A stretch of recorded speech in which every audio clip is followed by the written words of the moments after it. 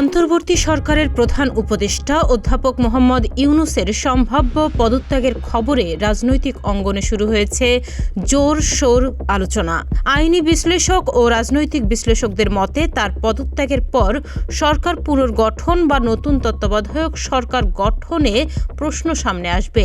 এ নিয়ে আন্তর্জাতিক গণমাধ্যম বিবিসি বাংলায় একটি বিশেষ প্রতিবেদন প্রকাশ করেছে।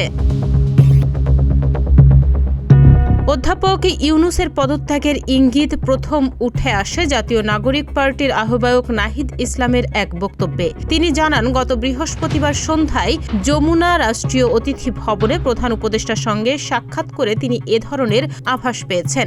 ডক্টর ইউনূস নাকি স্পষ্ট করে বলেছেন, এভাবে কাজ করতে পারব না।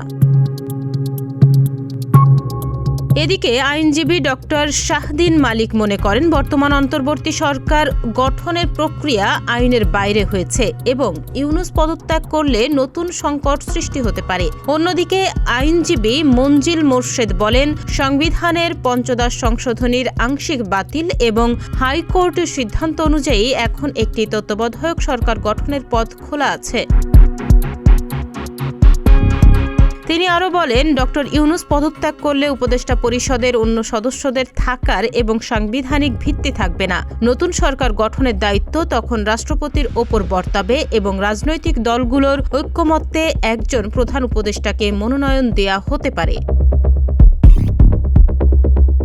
বর্তমানে দেশে আন্দোলন ও সড়ক অবরোধের কারণে সরকার বেকায়দায় রয়েছে। পরিবেশ উপদেষ্টা রেজওয়ানা হাসান জানিয়েছেন, অন্তর্বর্তী সরকার কেবল নির্বাচনের জন্য নয়, সংস্কার ও বিচার ব্যবস্থাও সমন্বয় করছে। তবে তিনি আন্দোলনের ধরন দেখে হতাশা প্রকাশ করেন। অধ্যাপক ইউনূসের পদত্যাগের খবর নিশ্চিত না হলেও এ আলোচনা দেশ জুড়ে আইনি ও রাজনৈতিক অস্থিরতার আভাস দিচ্ছে। এখন কেবল দেখার বিষয়, রাজনৈতিক দলগুলো পরবর্তী পদক্ষেপে কতটা ঐক্যমত্যে পৌঁছাতে পারে।